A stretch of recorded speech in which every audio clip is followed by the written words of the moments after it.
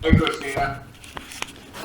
Hello, everybody. I'm going to call the planning board meeting for Village of Marvin for Wednesday, March 17th to order at 6:30. And we have a quorum of 5 here. That is, do you want me to list them? We can just say that the only people missing are Michael Lavelle and Kent Renner. Okay, covered. Has everybody reviewed the agenda? I'm going to do it. We have a new guy we want to welcome. That's a good idea. Well, Hello, Ron. He's down at the bottom of the screen. yeah, it's not on our agenda, but let's just jump right into that. As I understand, you've been duly sworn in already. Mm-hmm. Austin told me. Tell us a little bit about yourself, maybe. You're muted, Parag. You might be on mute, Rob. We can't hear you. Alright, rookie There you go. mistake. Sorry, so Parag Patel, I've been a resident market for 15 years. Currently live in Firethorn. Want to kind of find a way to give back. I know Mark Peterson pretty well. I know Kent Renner, and Mike Lavelle. Prior to this, I was part of the Board of Adjustments for a few months, and this opportunity came up, and Austin mentioned it to me. So, we're excited to know what was going on with the Board of Adjustments, so I figured I'd jump in and get a little taste of what's going on. Well, we're glad to have you. And jump right into the middle. Welcome, Rob. I think you'll find it way more exciting over on this board for sure. Yes. That's what I hear, so looking forward to it. We're a lot more fun too, although I have no idea who's on the Board of Adjustments, so I really can't say. We meet more often anyway. A lot more. All right, back to the agenda. Has everybody reviewed the agenda? Are there any comments, additions, deletions? I see a bunch of shaking heads. None for me. All right. I move to approve the agenda. That was Kelly. Kelly or And Melinda seconding. it looks Melinda like. second. All right. All in favor? Aye. Passed unanimous. Election of officers. Okay. We have 2 officers. Yes. That we have chairman and vice chair. So we just do this every year. It's in your rules of procedure in March. So the floor is open for nominations.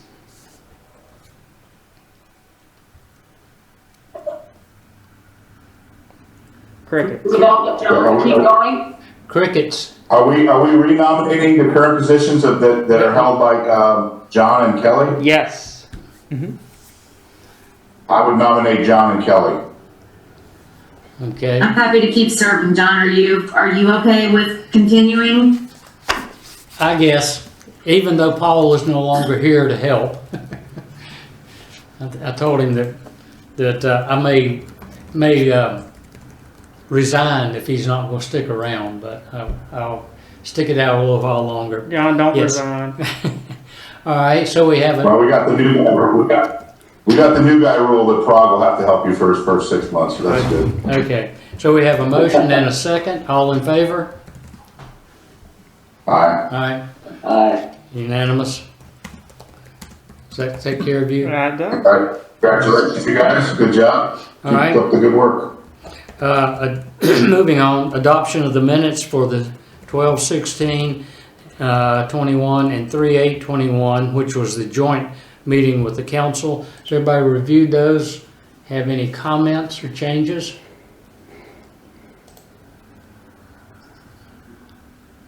None for me. Don't hear any. No. Move to approve. Are you making that motion? Yeah, I'll make the motion. Need a second? Second. Mark. All in favor? Aye. Aye. All right. Now, public comment period. I got nothing. We have none here. Check Anyone? up. We have, I see 2 people signed on. If any of the people signed on would like to make a comment, please unmute and say so. Hearing none, I'll close the public comment period. All right. Items of discussion.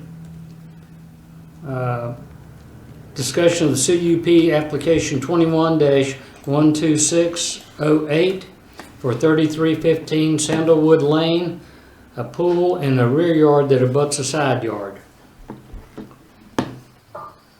Hey, Rohit here. So here we have,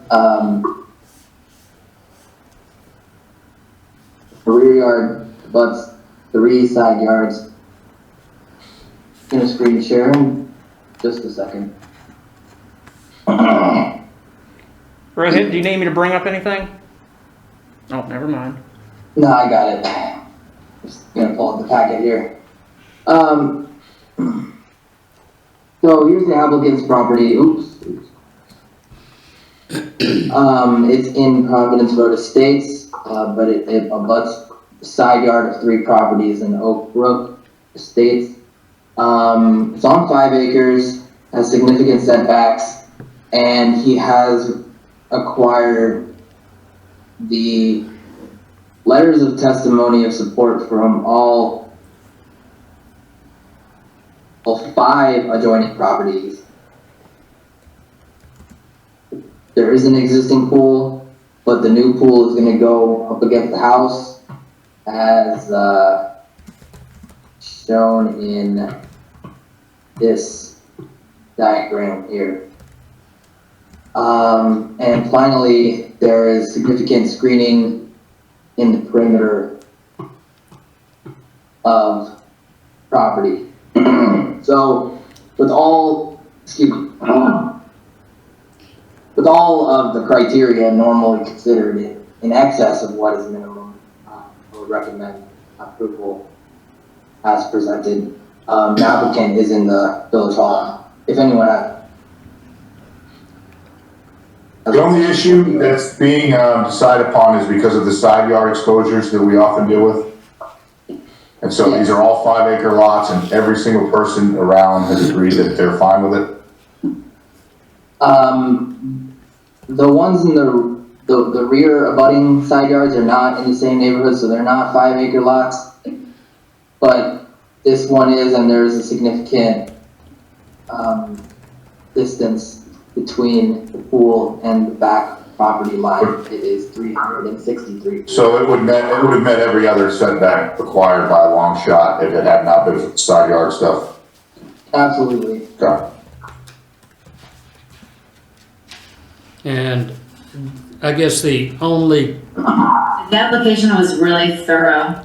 yeah, Yeah, I agree. Okay, so if there are no more questions, then is there any motions on the table? I move to approve. second by Melinda. Great. By Kelly.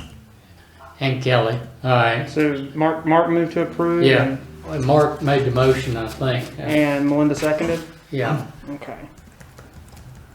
She beat you, Kelly. Kelly seconded. All right. Oh, Melinda. Any further discussion? All in favor? Oh, unanimous? You're good. Good. All right. Thank you very much. Wasn't that Quick and easy. Thank you. Okay, John, thank you. See you at April 13th, council. April 13th? Okay. Yeah, still has to go to the council. Understood. Yeah. Okay. All right. Thank you very much. No problem. Good luck with your pool. Thank you. You'll have it in? They only, no, they still take about, I mean, most pool places these days are out like 6 months minimum. Yeah. So, yeah, it takes a while. Well, Thank maybe you. by the everyone. fall. Good luck. Moving on. Trying to get prepared here. Just, This is the biggie. yeah.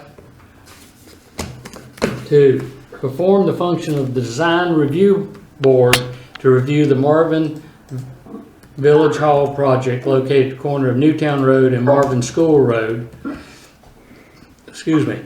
To discuss and consider the site plan, discuss and consider the building plan, discuss, consider landscaping, and discuss and consider signage plan. I think, Christina, you're going to present. Is that right? Or are you just watching? Yeah, I'm actually going to let Rohit do it because he's got this really nice spreadsheet that he's put together that basically outlines our ordinance and every single document that lines up with the application itself. But I'm pretty sure that we have submitted the entirety based off of the board. Let's see, and I think Rohit, I'll let. Yeah, I have got the paragraph 151, 215, in the ordinances regarding the design review board. And I think it's longer than I recall. I was going to try reading it, but if there are any questions, I do have it up here. But I think basically we review the exterior is what we are addressing. Site plan, landscaping, elevations, etc. Is that correct, Rohit? The spreadsheet that's just pulled up, Yeah. whoever's scrolling right there. yeah, That basically summarizes the entire ordinance. I think the ordinance is about, 20, 30 pages, so it's a lot to read. Yeah. And that was sent to you all well in advance, but this summary sheet basically outlines every requirement that the ordinance has in those 20 to 30 pages, and every sheet that matches up with what was submitted to the ordinance. Yeah. I think we have, a lot here, and I've looked through it, but, I just wanted to make sure I had this in case any questions came up, but, so if Rohit's gonna sort of take the lead on it, I'll let Can I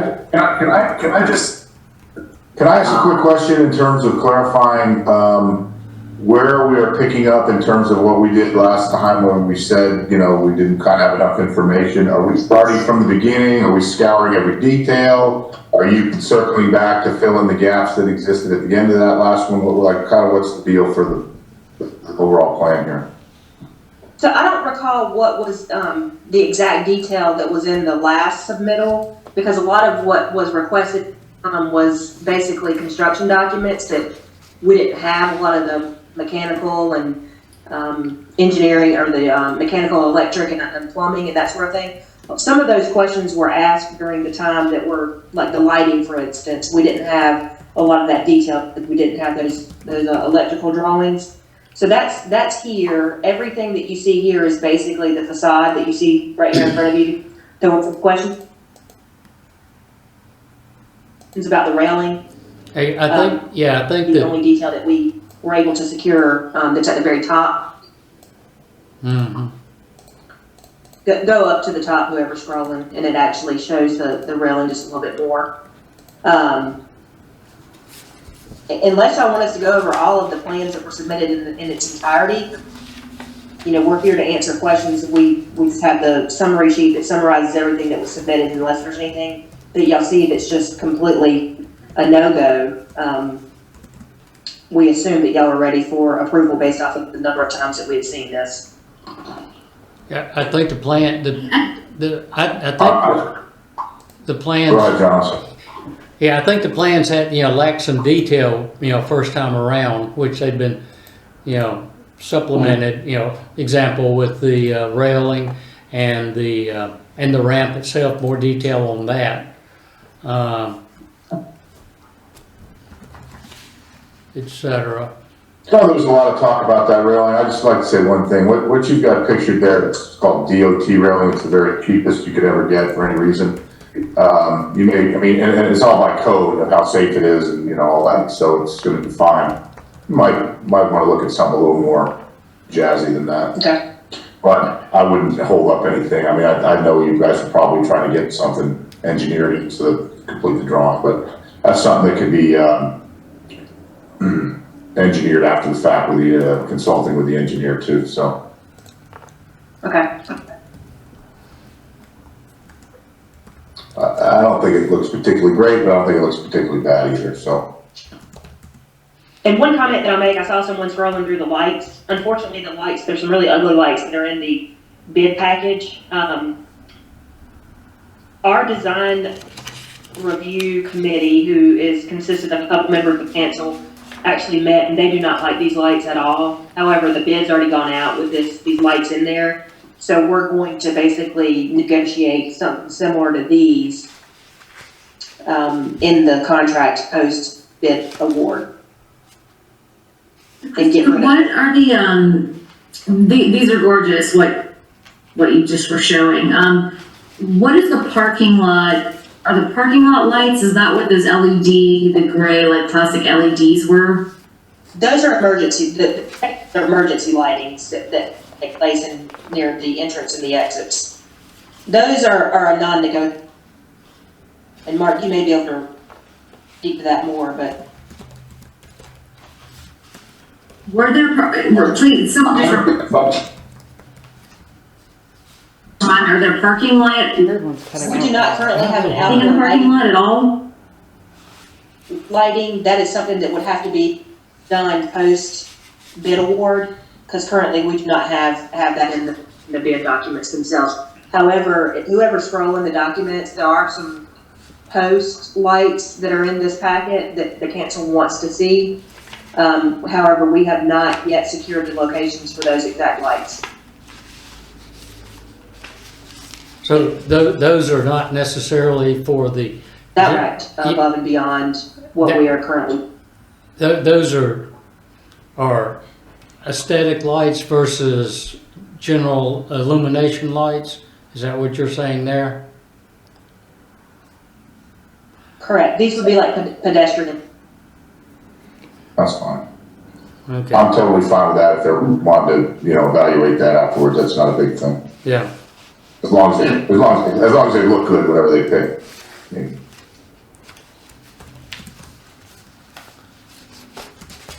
Any, I'm just thinking more on, from a safety standpoint.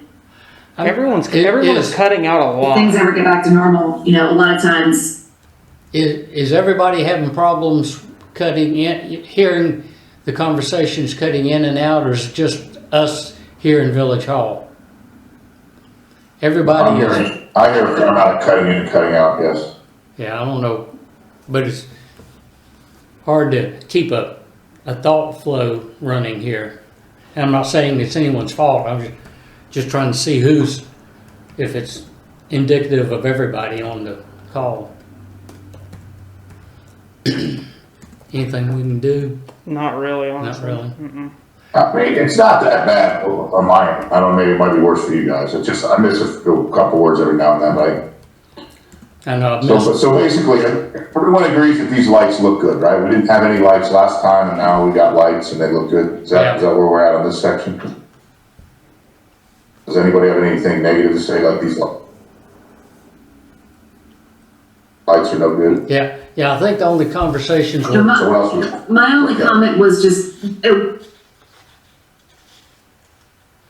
is there going to be a lighting plan for the parking lot area? And at what point does that happen, just from a, you know, a process standpoint? There will be, we have to use post, we would have to actually get, Union Power or someone to come in and get the post set up, but there will be lights in the parking lot. We can definitely bring those back to you all for approval if that's something desired, but it's all gonna be more than likely rented, so it's gonna be based off of what is existing for your normal overhead parking lot lights. Nothing fancy. Like the telephone pole with a, Yeah. Which is why we have these pedestrian posts that we want to kind of put her somewhere in the parking lot just for aesthetics. Okay.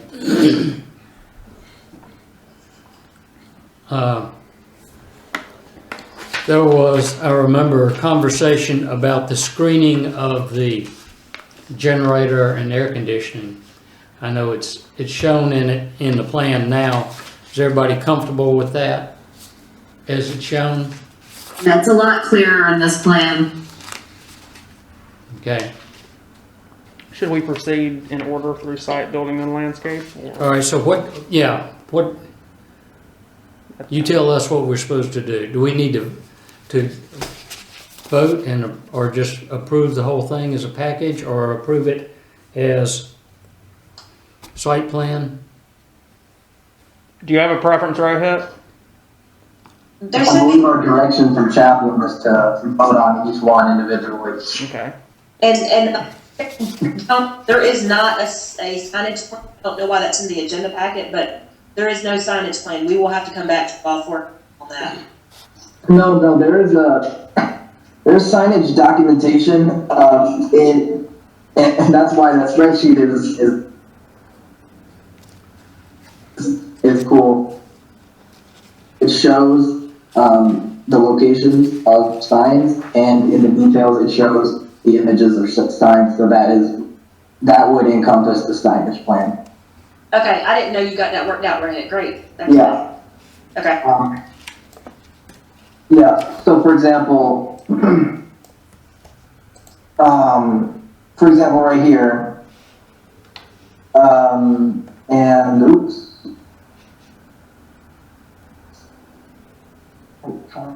Stop sign.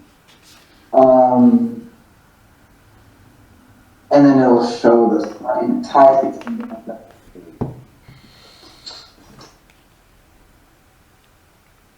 In one of the sheets. Is this one? A2.1.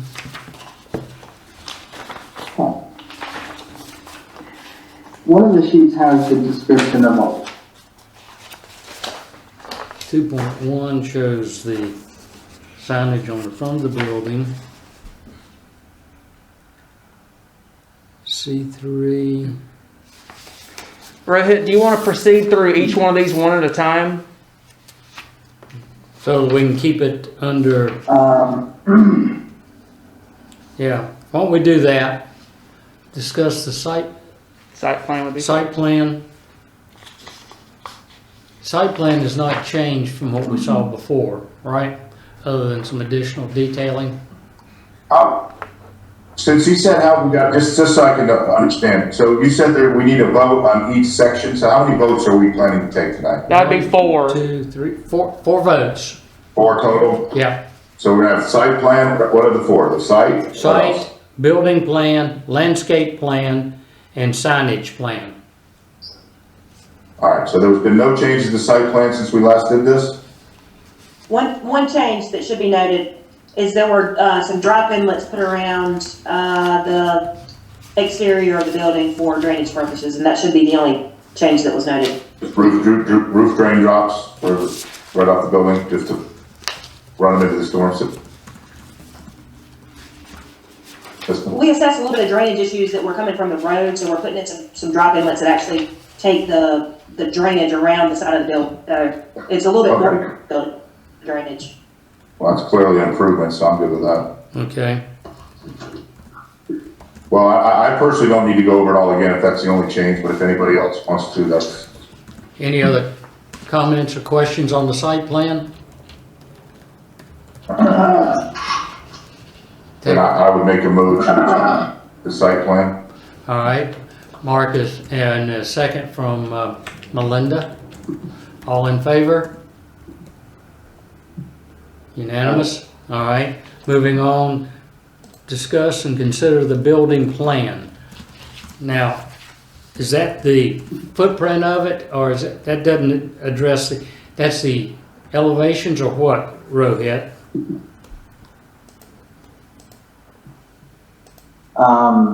Am I muted or We can hear you. Yeah, not muted? Okay.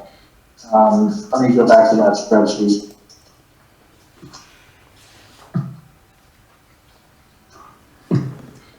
Alright. I know I'm not sharing screen, I'm just gonna read a little bit. Building plans includes the site data, floor plans, and four-sided colored elevation. did you understand him? I didn't hear it. I didn't understand you, Rohit. I think it's, Basically, mine's, floor plan and elevation. Floor plan and elevation. okay. All right, let's address elevations. They're in color in I your, thought we weren't, I thought as, I think it's as the just, design review board, are we supposed to be looking at floor plans? I thought we weren't doing any internal stuff. I didn't think so either. I thought it was just what's, According to the ordinance that we. I honestly do not think so either when I first looked at the ordinance, but if you look at the detail of the ordinance, it does say floor plan in there, so yes. Surprisingly. I'm not sure the legality of that, to be honest with you, but yes. I'm gonna ask for bidets in all the restaurants, please. Oh, Lord. Nothing has changed at the plans that y'all had seen at last, other than some minor details as far as, interior finishes.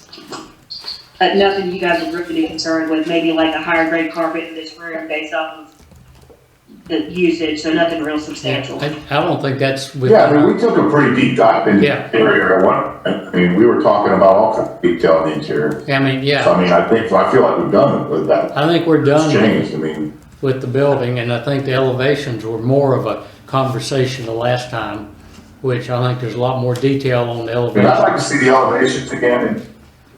Yeah, I'd like to see the elevations again one more time and maybe just talk about that air conditioning equipment and or the garbage can storage again along the walkway, just make sure that's all, everyone's comfortable with that. Okay, 1 second. And while he's pulling that up, I will confirm that we do have 6 condensers. There's 4 located on the left side of the building, there's 2 located on the right side. The recessed area, so you can't see them, and they're also gonna be covered with the landscaping, so they're pretty much gonna be nearly impossible to see. There is gonna be a fenced in kind of area that's to the left of the building, which houses the 4 condensers and the generator and the trash.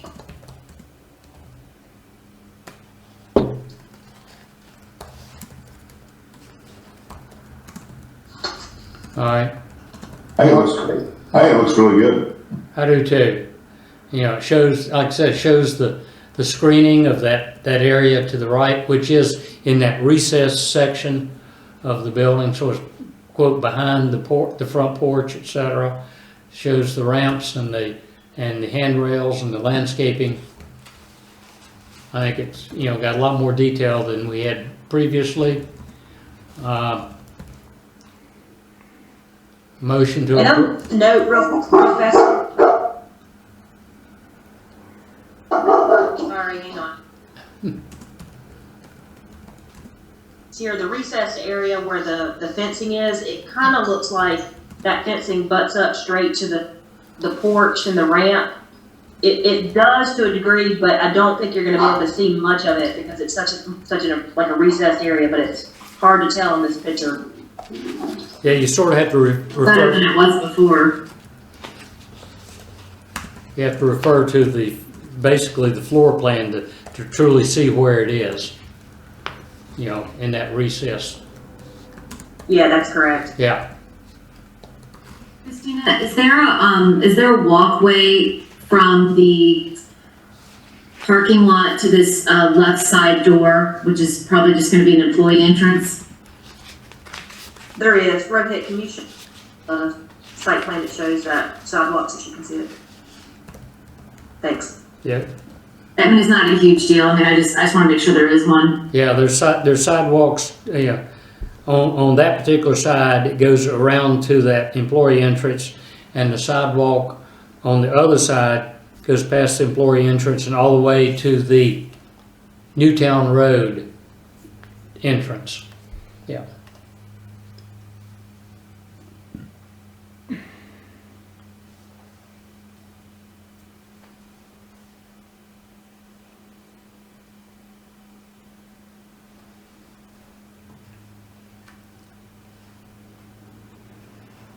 Any other questions? No, that looks good. Can you see? All the way across. Yeah, parking lot to the front door, right to the side door, one big sidewalk. Okay. And sidewalks across the front, etc., to the ramps. That looks good to me. All right. Motion to approve. Would anyone? I didn't hear it.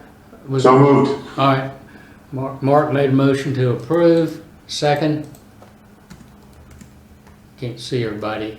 Someone speak up. Do we have a second For the building plan. for the?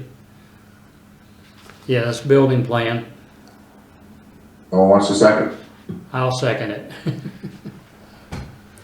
All right. Any further conversation? All in favor? Aye. Unanimous? Aye. Landscaping plan. That is page.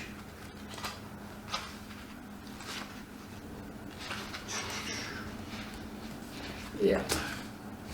L1. While he's pulling that up, and I'm trying to remember when the last revision was made, I want to say it was the mutual joint meeting that we had with you all, but I can't remember, Wortman had brought up the removal of some hollies that were in the rear. That has been done, and I believe that is all. Rohit, can you comment to the other changes? I think that's it. I think so too. Yeah, there were a line of some kind of shrubs right along the curb line. And Andy had said that they wouldn't survive. And so that's the reason I think that they were deleted. So now you have some just along the property line. And so we have the evergreens along the property line, we have all the trees, etc. all the way around. Any discussion on this? All right. I think that's all at least as good as we saw last time. Looks great to me. Yeah, I think it's better. I think it looks good. Motion to approve. I'll make a motion to approve. All right, that was Kelly. Second. All right. Was that you, Kelly? Yep. All right, and second by Mark. Any further discussion? All in favor? Aye. Unanimous? All right. Discussion, consideration of signage plan. This is one where we didn't have much detail before. And Rohit said, No. can you comment on? Yeah, I'm realizing now that section C 6.03, I think, and 6.02 were missing from the packet. I just copied and pasted the most recent thing the engineer gave and didn't notice that the detail sheet with the signage was not in there. But for your reference here, this is what the site plan would be referencing in terms of the signs that would go in the parking lot. They're clearly very standard MUTCD signs that, it's just federal standards of accessibility signs as located, as notated in the site plan. That's where they would be located. Rohit, this doesn't include like the Marvin on the facade or any like. No, that's right. That's a separate part of the, if you're going to call it the signage plan. That would be the part where you look at facade on the street side that So Village of Marvin is, front is acceptable as well. is that Village of Marvin, Christina, is that just sort of diagrammatic at this point in time? You don't have a full signage plan package put together for that or not?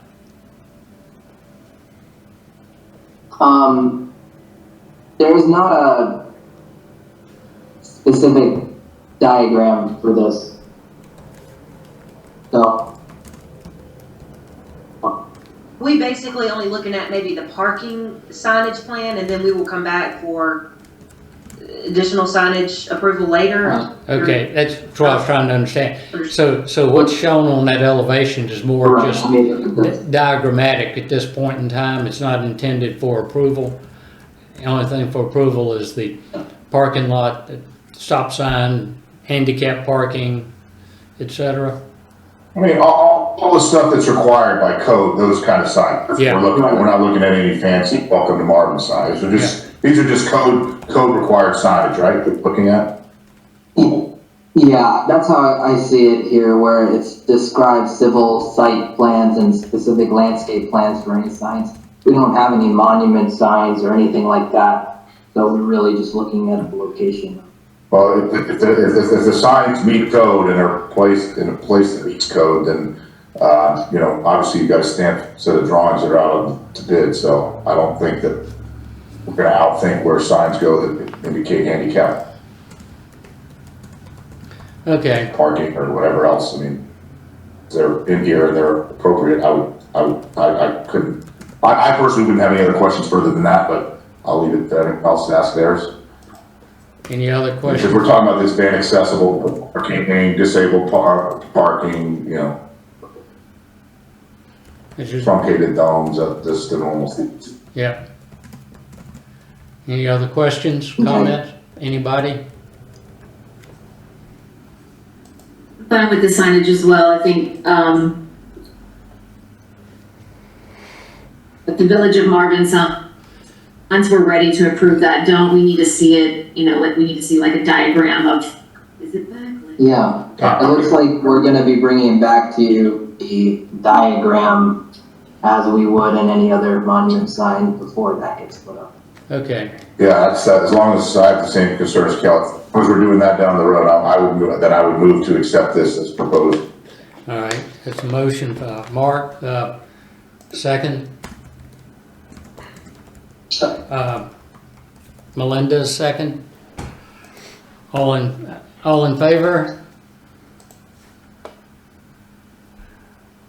All right, now I can see everybody. Just out of curiosity, are you guys gonna have like, any signage to direct people as to like where to go? Like main entrance, That was actually the plan, and Rohit, I don't know how much of that we need to bring back to them for approval, like if we have, front entrance here, if we have rear end, I don't know what exactly we need to bring back to them, I don't think. The DRB needs to see, wayfinding signs. Okay. So, yes, if we do that, we will bring it back. Thank you. All right, so Austin, are we caught up on this as far as you know? We should be good. You guys have voted on all four, so. All right. So, moving on then. Thank you, Christina. Discussion of text amendment to change roadway median ordinance from guidance to regulation. Everybody read that?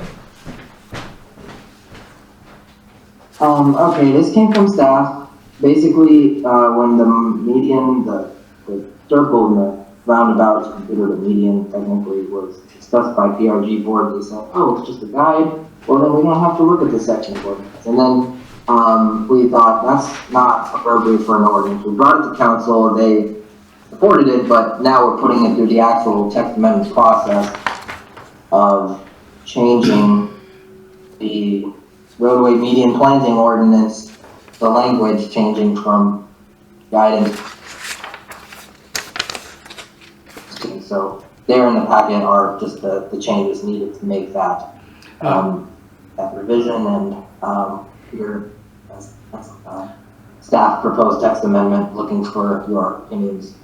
Rohit, question, is this pertains to any and all medians, et cetera, that fall within the village limits, or just along village-owned streets or roads?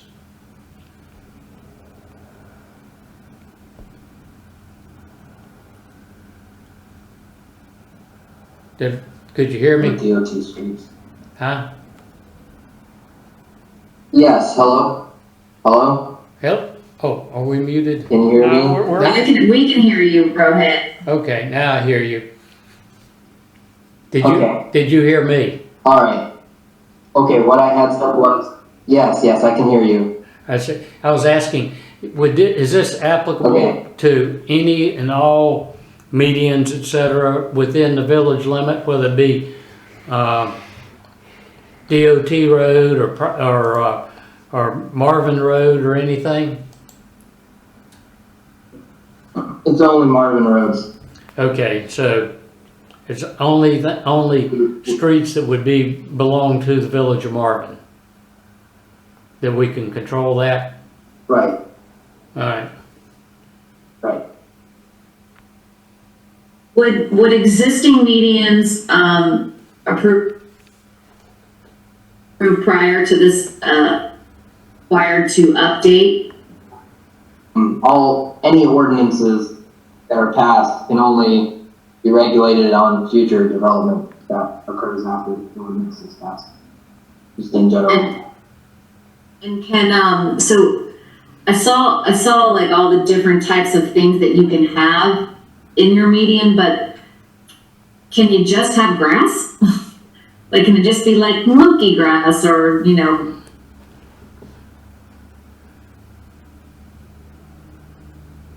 that's green? Because a lot of that sounded like a lot of effort, and I was just wondering who's going to maintain all of that, and if that's going to end up being like an HOA responsibility, and if you plant little pansies, are they going to have to like have a landscaping crew come out every like quarter and rip them up and plant something else? And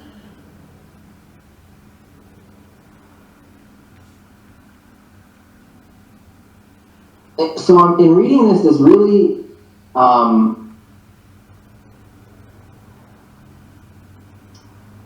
it really talks about if you're going to plant tree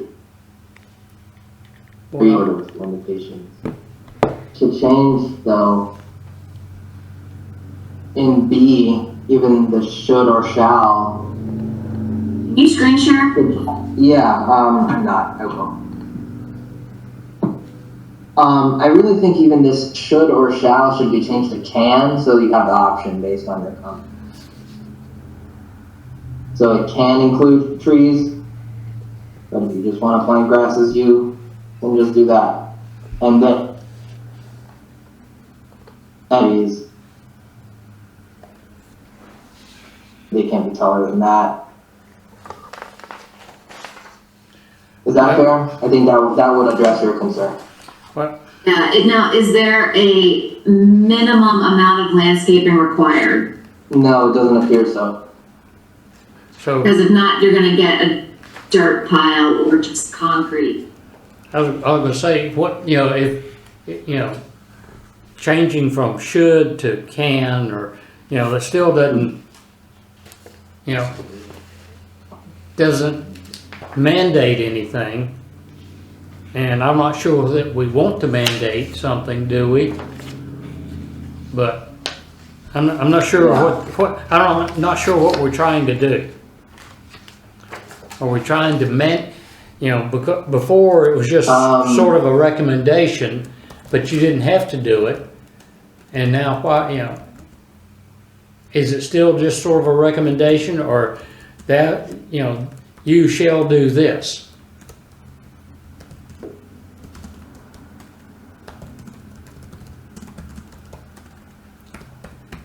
It's more that if you're gonna plant trees, they have to be within, these guidelines. But, Kelly's concern was that maybe we don't require them to plant trees. Well, And that's, so if you put shall here, then it shall include trees. That's excessive. well, yeah, I understand what Kelly's saying. That's sort of what I was saying, is that, you know, are we mandating that it has to be done? Or is it just? Not to overword this, Smith, but shouldn't you just put may include, and that tells you what's allowed, and then if it may include any of these, then pick from these, and then kind of, we don't have to say you have to have this, that, or the other, but you can have whatever of these combination things you think. Yes. I think that would do it. Okay. Thank you, Paul. Okay. Oh, Mark, yeah. No, that was a jab in Oh, I got it. calling you the new Paul. More ass, low blows. I'm not sure. I think I'd take that as a compliment, Mark. That I agree, that was meant to be a compliment. absolutely was. All right, so we can put May there, and that makes everybody happy? Hold on, let me.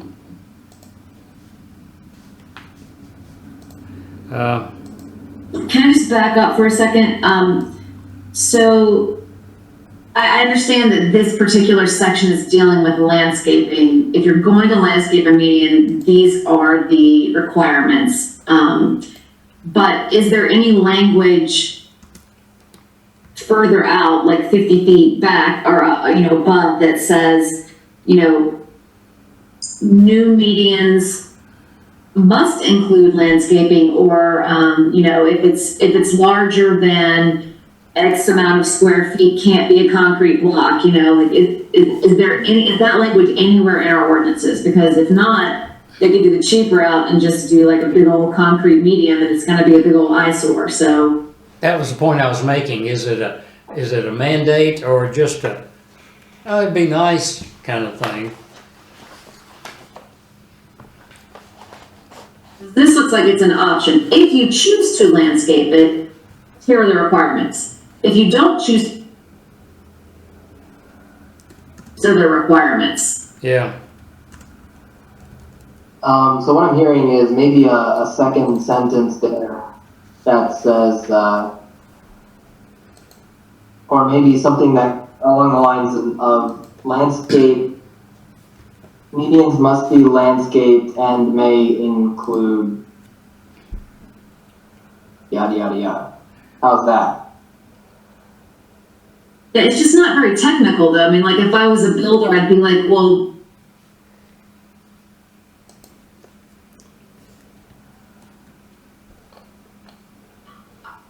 do medians have standard sizes, or can medians be any size depending on how big they built the road, or, I want wide roads.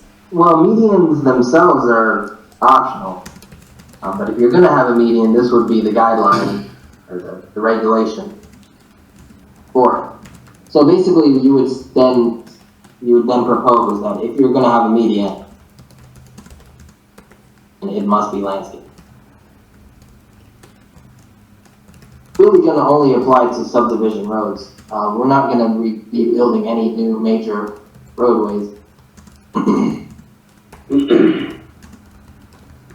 And it won't apply to any of our roundabouts because those are NCDOT. Wouldn't apply to the I mean, roundabout. I think when you're talking about future undesigned, unbuilt, possible subdivisions, you should leave this stuff as broad as possible to give people some creativity. You should only put in there the things that are absolutely knockouts. No way we'd ever consider that. And then let's see what people bring us, and then we can approve it or not. Yeah.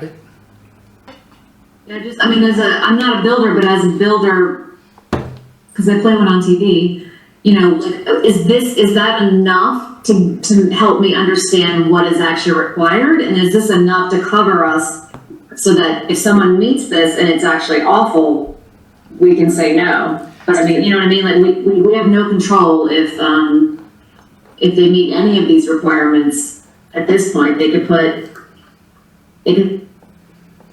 Yeah, that was the point I was making. one shrub and they wouldn't want to do that. But I mean, technically they could put one shrub down and have a just big pile of dirt. Or it could just be sod or grass, you know. I'm not sure that we're, Here's what I think would happen. In a new subdivision, the developer would come to the planning board in the construction plan process. And you can then say, and they will come to the Parks Rec and Greenway board if it's a major subdivision. And one of you boards can say, this is not enough at that time.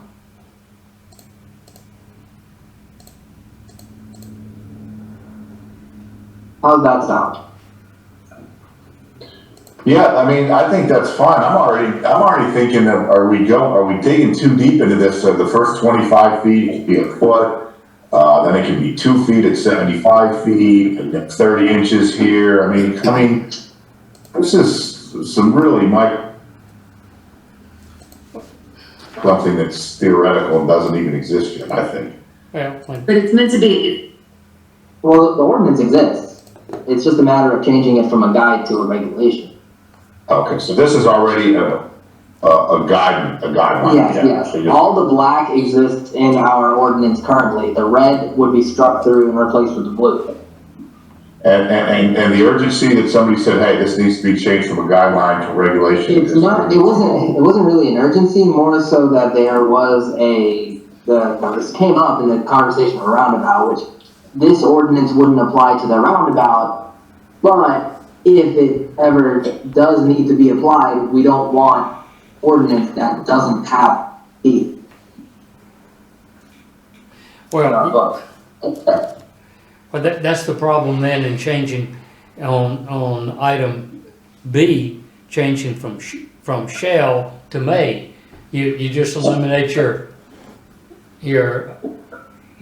teeth there. If we Right, but which is why if we want teeth in it, then we'll just Patton wrote this. Can I grab this? Oh, Yeah.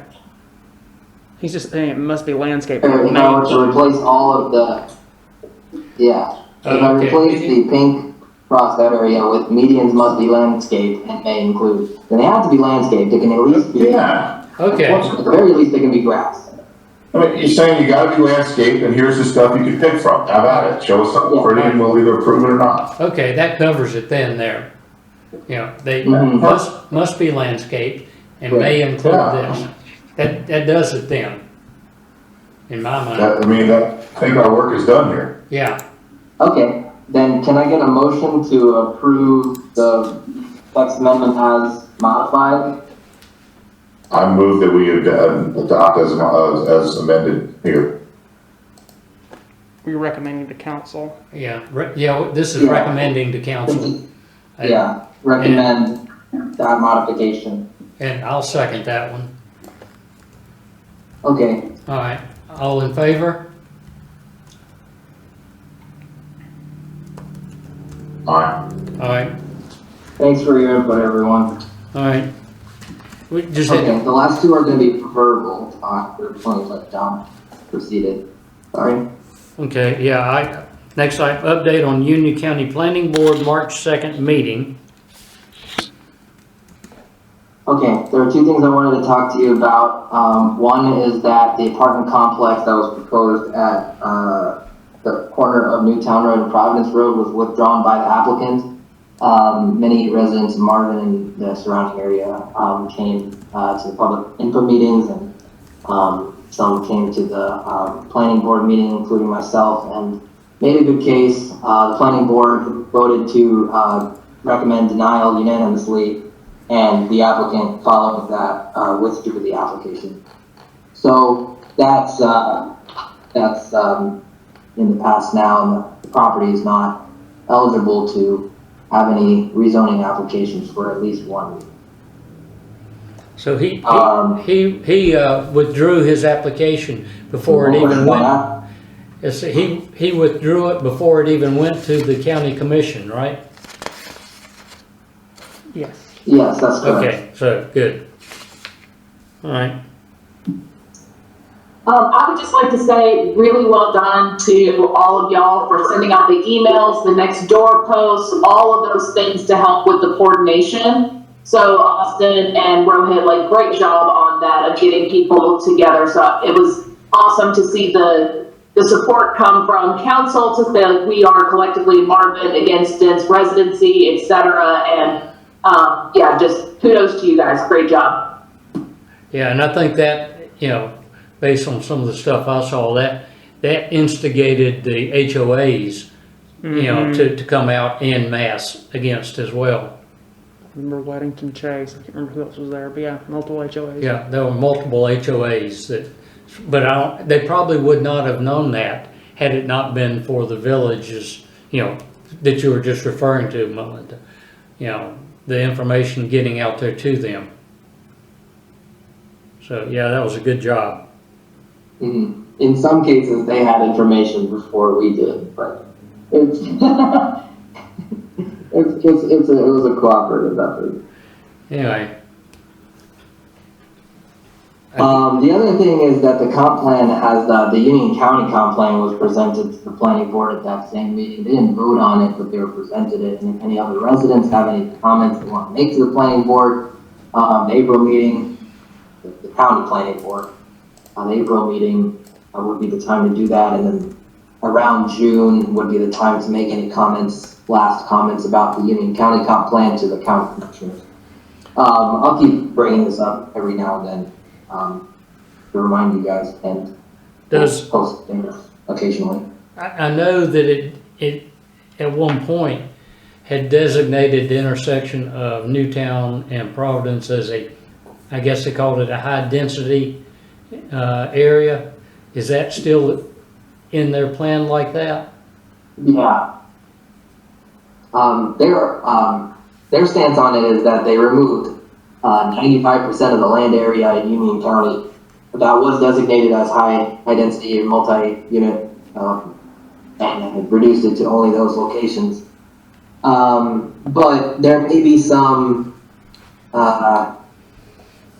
impetus to reconsider that, given the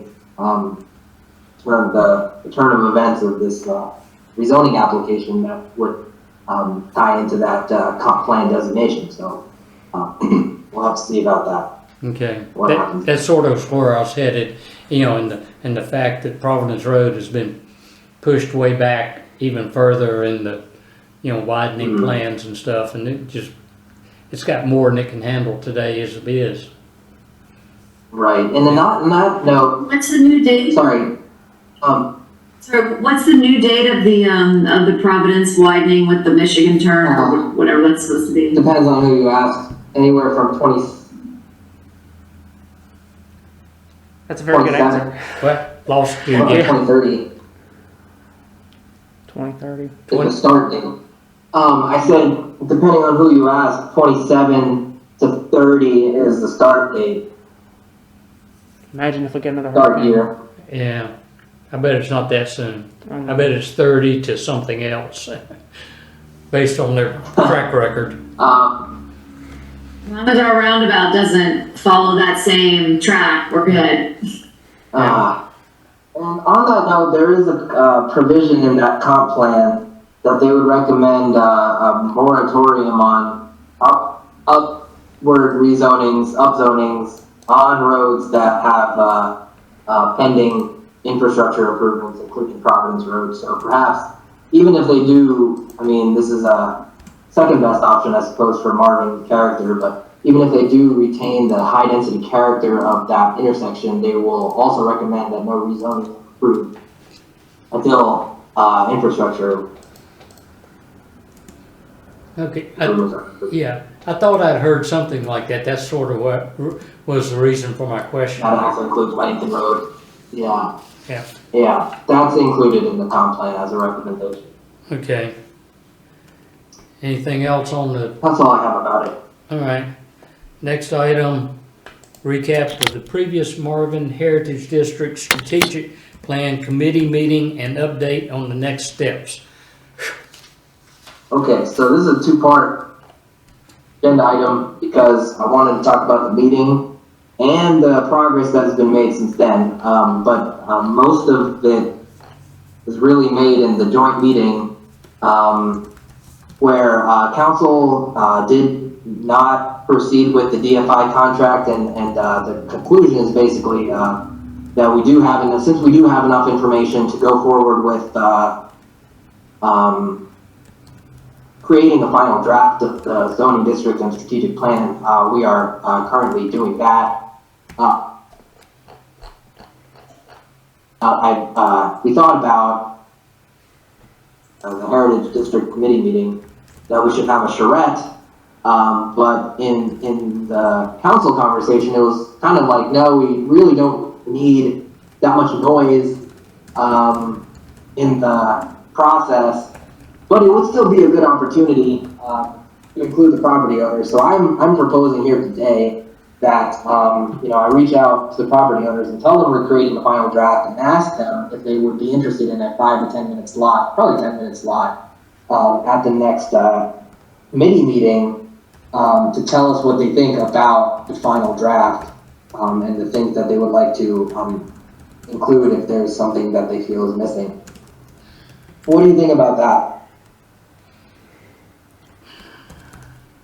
Sounds like a good idea. I don't know that. I mean, are we gonna get to see the draft before it goes out to public? Yeah, I'm not done with it yet. But if Austin, could you take a note that when I send the packet out to the committee, that I also send the packet? I only got half that note. That when I send the committee packet out to the committee, I also send the committee packet to the planning board. It would be sometime next week. Melinda? You knew I was going to have a question, right? So here it is. At what point, though, in all of our past conversations about this, didn't they have the opportunity to come and make public comment? Yes. Put their input in? I mean, I just think, once again, I appreciate what you're doing, Rohit, and I think you do a great job of putting together lots of different sides. But say your piece and go on, right? Like, at a certain point, like, do you need to beg them to give their input for us to help them develop their land? Mm-hmm.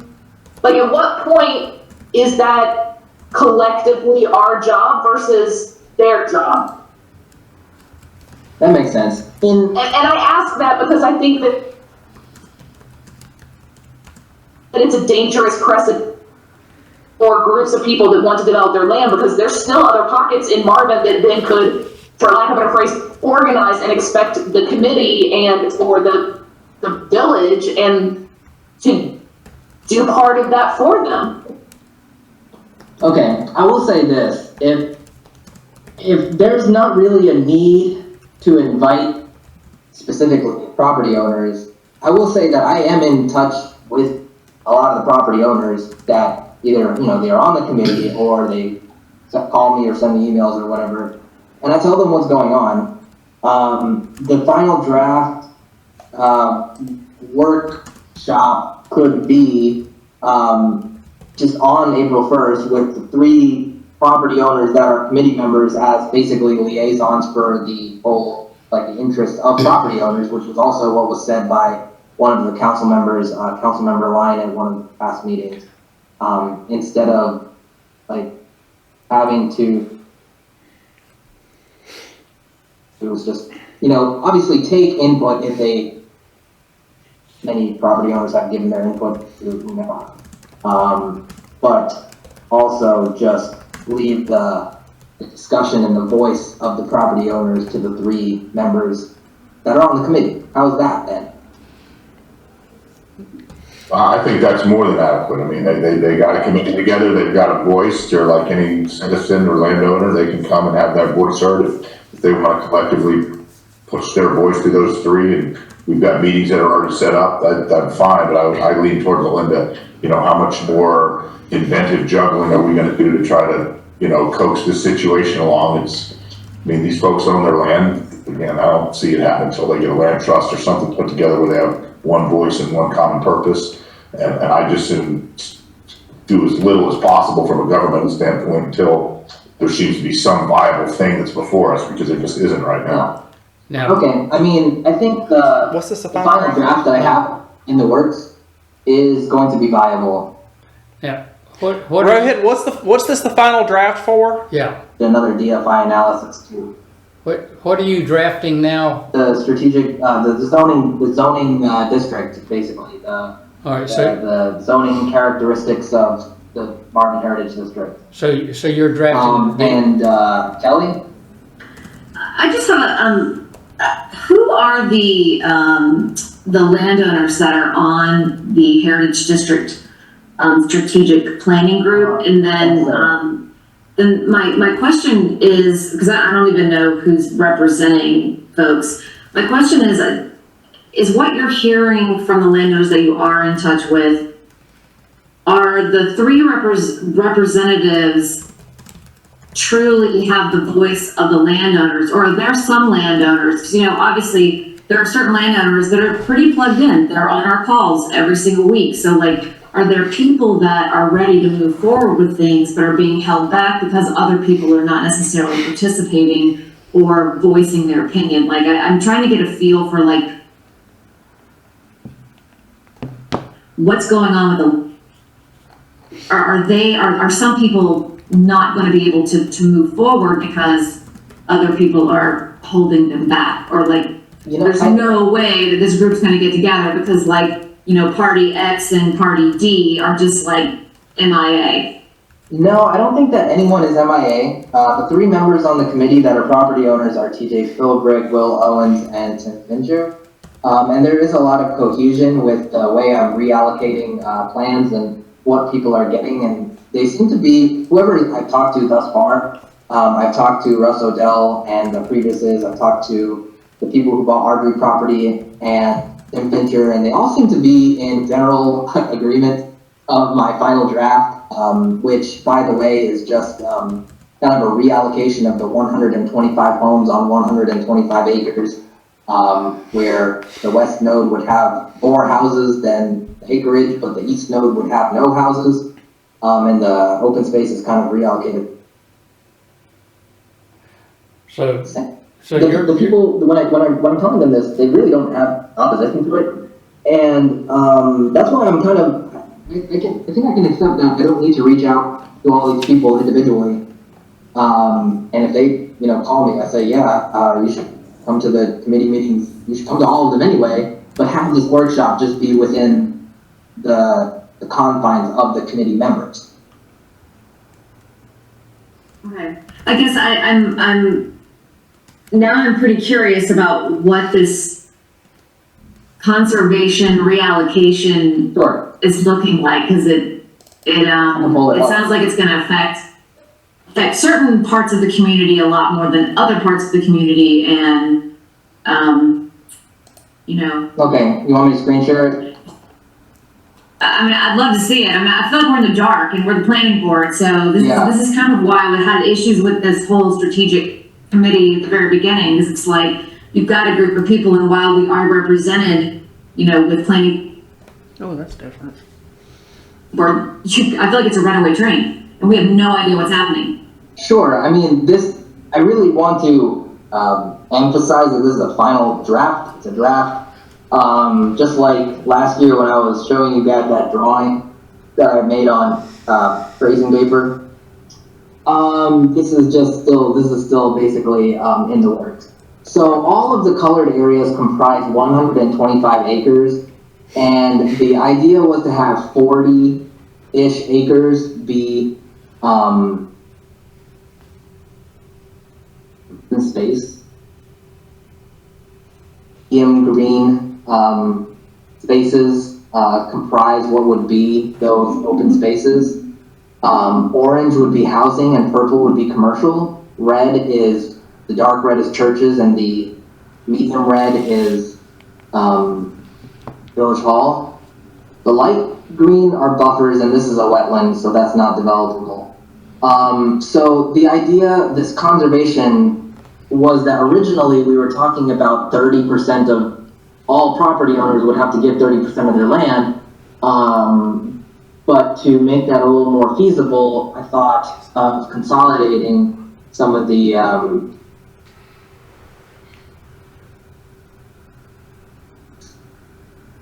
We lost. This is an interactive map. It is the same link that I've given you in the past. Yeah. If you want to dig up that My Maps link, you can look at the final draft tab, or I could just send it again after. Essentially, after. I can't follow it. Yeah, Click on each of these nodes. Yeah, I just said, if you could just send this, that would be great. So we have the concept that, this is 125 acres, and these nodes out here would not have any housing. That's 28 acres, would not have any housing. This is where you'd fit 13 houses. 26. This is where you'd fit 11, and then the remaining 75 would go here.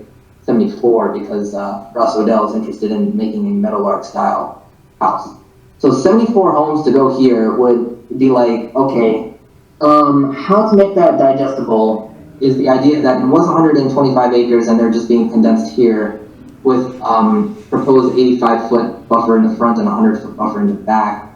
And this is all up for discussion again. Workshop that we were going to have. So that's what I've got. Any comments? So do you have a list then of what zoning ordinances would need to get changed to approve this? Like, so you've got 74 homes there on 47 acres. This is a custom district. We're creating a zoning district from scratch. So what I would essentially do is have nodes, and each node would have an allowable use. For example, this 47 acres would be one node. TJ's and Will's house would probably be one node, just to say only has no other development. Rohit, your audio's cutting out. Property, Let's, and Fincher's is going to be one node. Okay, I'll talk slower. I can hear him just fine. We can't hear. Okay, then each of these nodes, Austin, you might have to check the internet connection there in the office. Yeah, I think it's the village hall. I don't think it's We can us. hear him fine, yeah. Okay. Yeah, I can hear just fine, Rohit. Okay. All right. Well, then each of these in the zoning certain uses, and that's the answer to that question. We're creating a zoning district from scratch. So you're creating a zoning district that's defined by the current ownership of these individual parcels and having different distinct zoning requirements, mandates in each parcel by ownership. That's the current way of deciding. Yeah, I would stray away from the word ownership, just because it's more so about the character of the property, not who currently owns it. But yes, that's the. But in fact, that's true. Like, you designed this so that each owner has a certain zoning potential change in the future for each entity who owns each part of the property. Again, it's more about the character, the current and potential character. This is getting really. That's why I just had to hang up on using the word owner. I can't hear you. I mean, I'm not necessarily saying I'm against it or bad. I'm asking for a clarification. Are each of these little nodes defined by this is a current boundaries of a plat of land that's currently, I don't care who owns it or what. Oh, I see what you mean. Most of these. What's the logic behind why? And that one's on that, and this one's on the other. Yeah. What's driving that? Actually, that's a good point. There is a lot of input given by each of the property owners, but there's also input given by groups like CPNI and CFI. The churches don't seem to want to do anything but religious, so I've locked them in as religious and open space. This is, This Yeah, parcel that's- over here was discussed, this node over here was long ago discussed to be only residential. And these people out here really don't have the room to do residential and commercial, so they've locked them in as only commercial. yeah, but you can't. I think this is a remarkable amount of progress according to what I was just saying, in terms of, we've really assisted them in a major way already, helping them try to figure out what might be doable, and now, seems like a developer needs to come and work with this, right? Yeah, Well, can we pause just for a second? yeah. I really like the concept that you're going for with the kind of sharing and making sure that, you know, like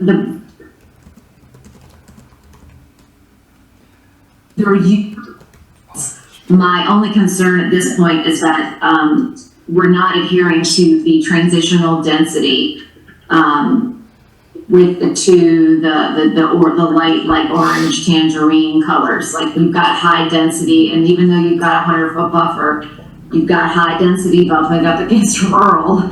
So, you know, I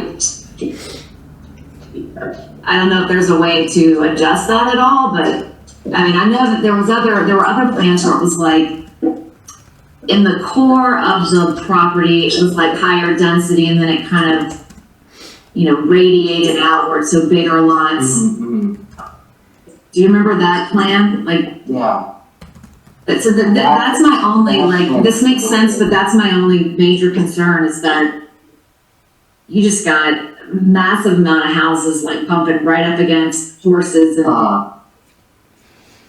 across the street from horses, and I'm gonna have to get a horse in here to. Would you like to saddle one of yours up to ride up? Absolutely. I'll be the one that often, when people run through our fence in the front yard, ends up going down Newtown Road. He will be happy to make comment to all people and all parties involved. Absolutely. Yeah, and I'll say, I really want these landowners to be able to develop their land. I just want it to be done responsibly in a way that makes sense, and I really do appreciate what you're trying to do here. It's just too much density in one area Okay, residentially. this was the concept, to have that meadowlark style lot here. Which is brilliant. And at least the new home would know that they're being adjacent to. But is the interest to have less density on like the entire perimeter area? I would say just Or the just back. the I mean, back sorry, Melinda, go side. ahead. So go ahead. I mean, I would say, you know, you gotta look at what's around it. So obviously, it's rural all around. So, you know, I know you've got a major road, and I know Newtown, you know, is a major road, but across the street, all horse properties, every single one of them. And, you know, I know that progress happens, but people didn't move there to look at across the street from them. You know what I mean? Like, that will devalue their property. So you can't let someone else, you know, develop their property, and someone who's not even gonna live here, and then ruin the value of someone else's property across the street. So, you know, like, while I get the idea of putting higher density along Newtown Road, I almost feel like it would be, the neighbors around would be better served with the density in the center and then radiating out. But Melinda, I'd love to hear what you have to say, because this is actually going to directly affect you. Well, I guess my question is, why do we have to increase the density? Why can we not do the R40 as the way that it stands? Why is that absolutely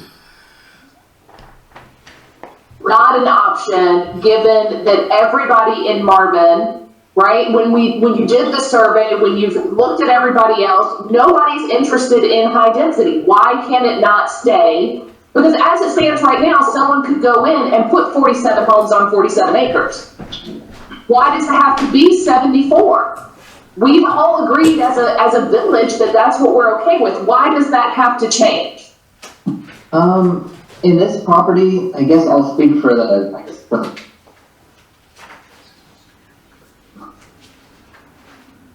been the development, that 1 lot per acre development, and the site characteristics were never conducive. Being on the other side of a ridge, there's no option for septic, and sewer would require a pump station. It's always been just out of like financial feasibility to develop it as 1 lot per acre. But in this village center vision, if you look at any other downtown that's being, modern planning, such a downtown would call for density like apartment complexes, which we're not doing. And so it's kind of like an opportunity to win for the village district, center district, where the type of the vibrancy of the district would be enhanced by more rooftops, more people walking to the district, and this property would be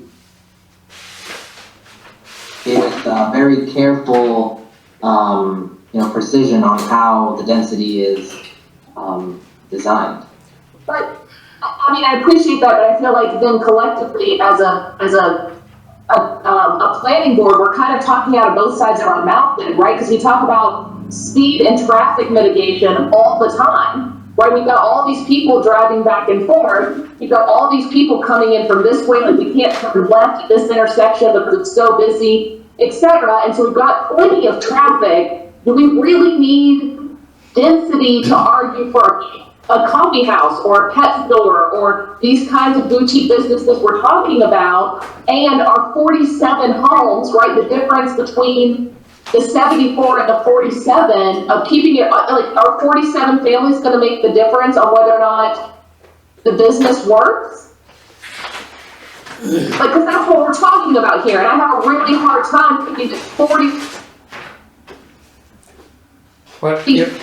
Right, and if everybody's 2.5 kids, I don't know that that's a strong argument. I could be totally off here, I'm not a developer, but that math doesn't work for me, that it's gonna be, and as a small business owner, don't get me wrong, like, every client makes a difference.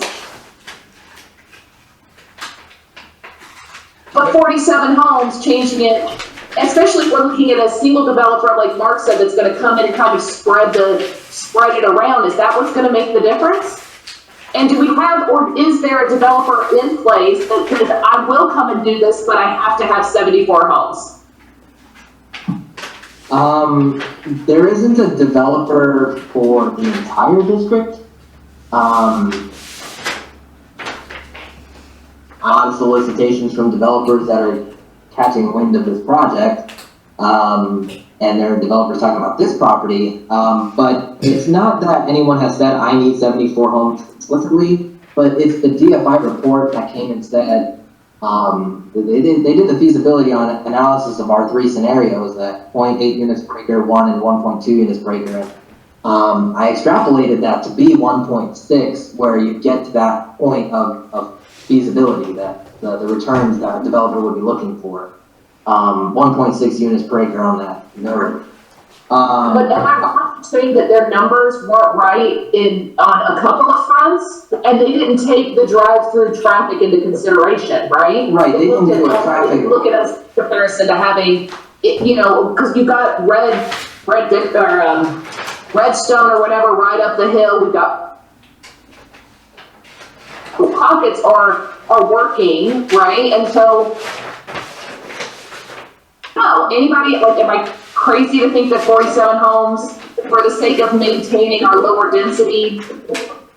I don't think you're crazy, Melinda. I think the question is, I do agree, if we want to have this modern sort of downtown feel, if we're trying to create it, it's really not, I don't think it's feasible unless you have some, well done, smaller, non-massive, big, Marvin type houses. economic groups and lifestyle groups can live, and they tend to want to walk into town and do stuff like that. So if that's what we want, I think that it makes a lot of sense. I think it's a fair question to say, just because it takes 74 homes to make that parcel viable to develop because of septic considerations and, public force mains and all that, does that mean it's in the best interest of Marvin to do? I think those are two different discussions. And I see merit on both. That is this heritage district a good idea and does it bring a long-lasting value to our community in certain ways? I think the answer definitely could be yes if it could be pulled off. But I also agree, does it have downside effects that are purely mathematic to the property owner and the developer that really aren't in the best interest of Marvin? I think that's the big question. But, my simple response to this thing is, and I'm going back, you've got 126 acres in total, I think was the number. So, and if Marvin was left, if everything was left to its original devices, that'd be 126 houses scattered on 126 acres. But now we're trying to put additional commercial areas in it, and the village hall and the two churches, they count on that 126 acres, but they're not doing anything. But then we're still keeping 126, we're still keeping the original 126 acres, but then we're shoving additional commercial into that. I didn't think that was the original intent of the area. It was you're going to have commercial here, which means you're not going to have houses there. You give up the houses in return for the commercial. I think it just doesn't add up to me. Does that make any sense whatsoever? We're just... Yeah, I hear that. John, it makes sense. The problem being that about every third word of yours is getting blocked out. You guys have a horrible connection. This meeting is becoming ineffective. Yeah. Just a fact. We need to either fix it or turn the meeting, but we're do screwing around here getting nothing done. Yeah. Nobody else.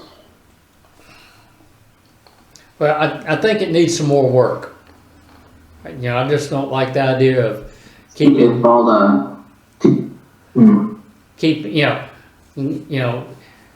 my original thought was we're trading commercial for our houses for commercial, and now we're trying to keep the same houses plus commercial. So it's if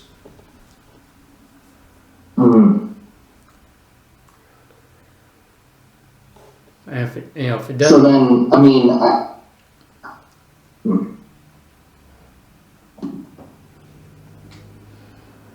potentially taking all these purple areas, subtracting, it's only like 3, 4. Exactly the kind of thing that the property owners should be doing that's beneficial. Like, is this your job? And I don't mean that in a mean way. I just mean, like, let them figure out how this needs to work within what we've got set up. Yeah, the original concept was... I agree a lot with what you say, Melinda, but I do think there's going to be public-private partnership that has to be in place if this is going to work.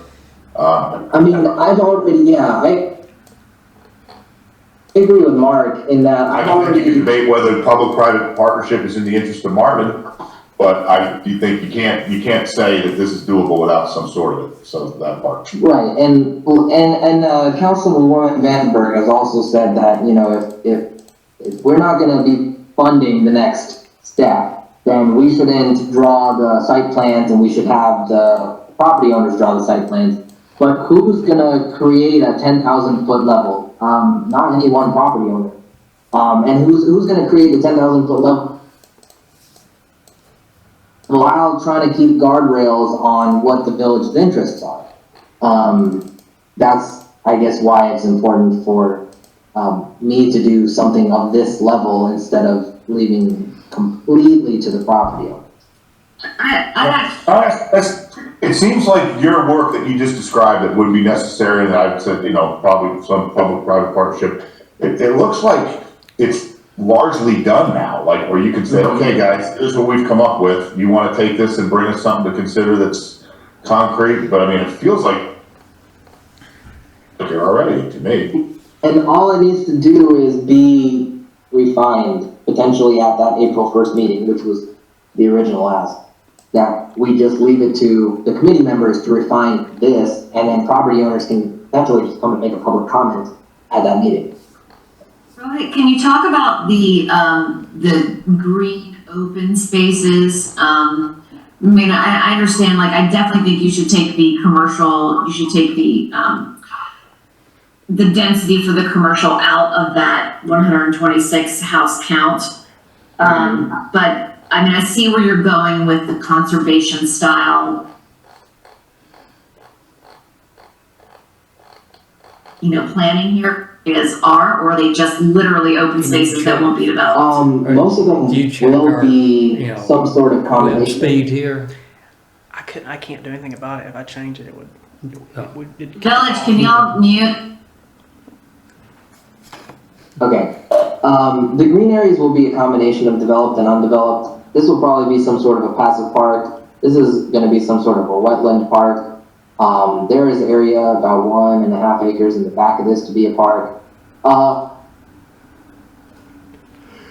It's just some up to 30 to 33%, but that also includes these like plaza areas that also comprise the view sheds. If we're gonna have a 50 or more foot view shed, then without parking in the front, if you see any commercial roadside, establishment, it's either right up against the road like downtown Fort Mill, or it's got a bunch of parking in front of it. And if we don't want either of them, they're gonna have to be some sort of plaza, some sort of vibrant space. So I've counted that. In total, it's 41, 42 acres. And that's not the light green areas. The light green areas are going to be undeveloped buffers, and they don't even count towards that 42 acres that is going to be undeveloped. So in total, I mean, there's 7 there, there's 3 there, there's probably another 10 acres that's just buffers. So 50 of the 125 is just a combination of undeveloped and public open space. And I've also included the cemeteries and the ponds, lakes, hopefully, not hopefully, development would tie in some sort of trail system so that those lakes could be enjoyed by the people who visit these places. Okay, so I get that. I guess there's a decent amount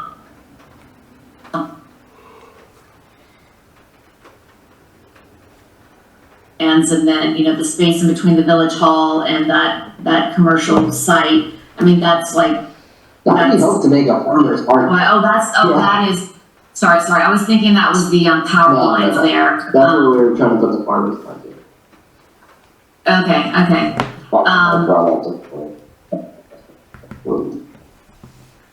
Anyway, go on. So I would just ask that some of these green spaces actually be useful. You know what I mean? Like, right, we keep them green spaces. Green spaces are parks of some sort. Not, I mean, the pond, of course, in itself is not usable if you're not going to, develop it into a park. But even, the majesty of the sereneness of a pond, like a lake, a natural lake that size, is valuable in if you have to build a trail around it, if you can fish in it, it is a part of the public open space. Yeah, which is that is going to be surrounded by high density development. I mean, if we're talking about what you've got here, so it's not all accessible. Which I'm not asking it for it to be accessible. I think I just wanted to get some clarity. We need transitional density like our land use plan says. I'm not seeing it right now. Okay. I suppose this is a start. I think there might be a better way to do this instead of that one Meadowlark style lot, to kind of divide that up into several smaller lots that are potentially 1 acre just surrounding this property. And then density would be even more palatable.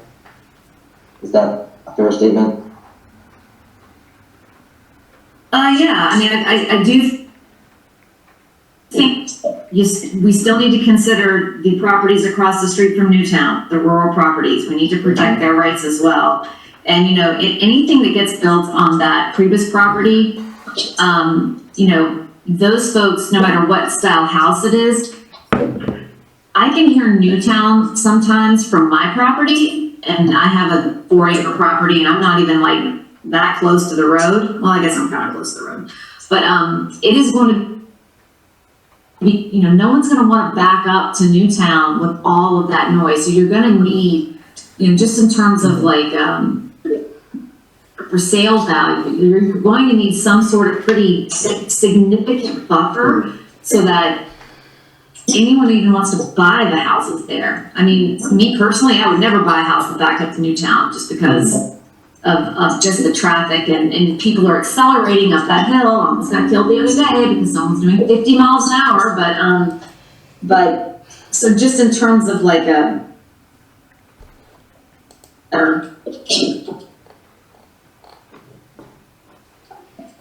I'm actually going to be able to sell them.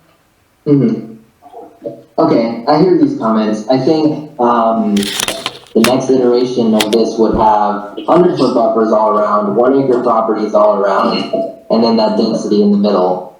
You might have to make that park smaller, but I'll see what happens.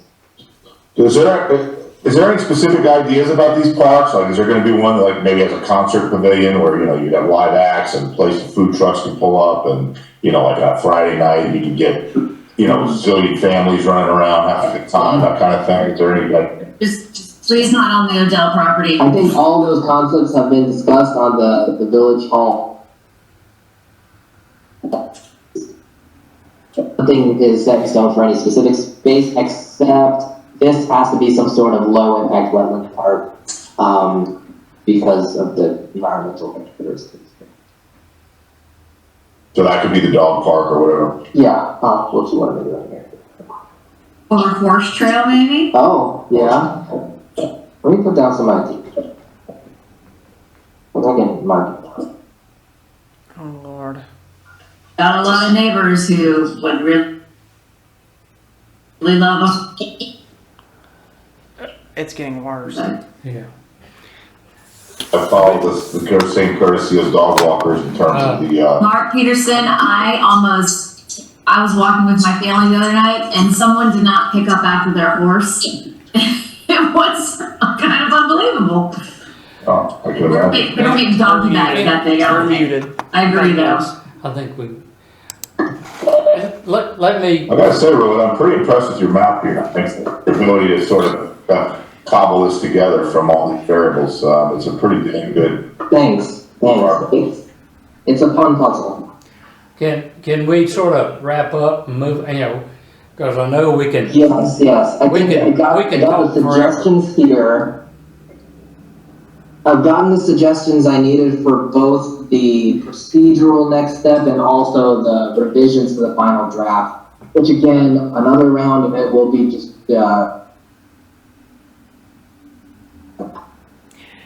for even the committee meeting, and then finally we'll be talking about it in totality at the next planning board meeting. So I won't leave you guys out. That I will just, you know, that the next meeting will just be the next committee meeting will just be a workshop of this final draft. And we'll just see what happens to it at that workshop, but I won't be inviting people specifically to contribute because they can just contribute in a public comment if they want. Sound fair? Okay. Yeah, sounds good. Yeah, let's move it on. Good. I've got nothing else then. All right, well, action items.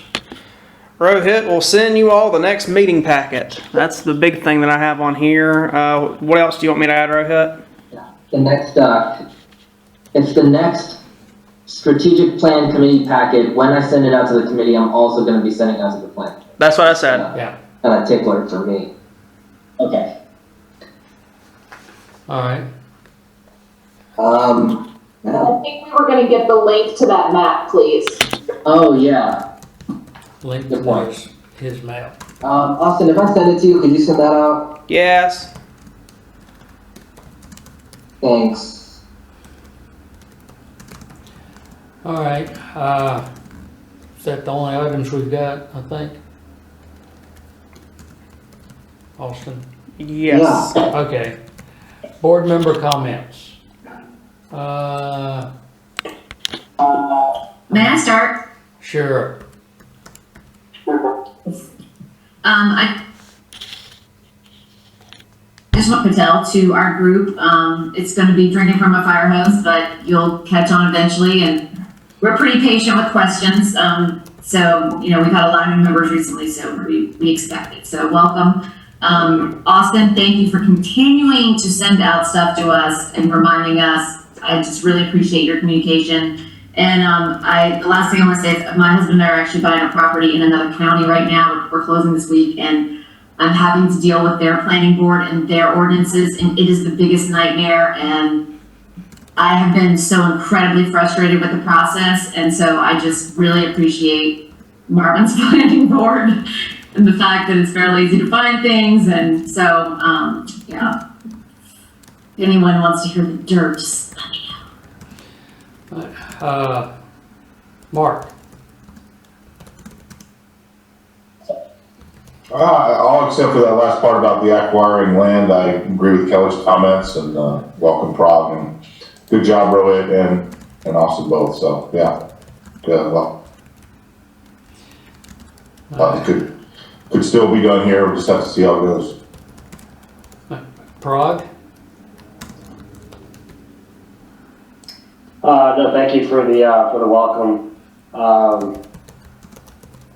Sounds like there's a lot to learn here of what's going on, what's been happening behind the scenes for the last several months with this Heritage District. Excited to see something happen in that area. I think it's a long time coming. I feel like there's some improvements that can be made to what's initially proposed, but again, very excited to learn more about what's going on and hopefully pick up a little quicker than some of the other folks have.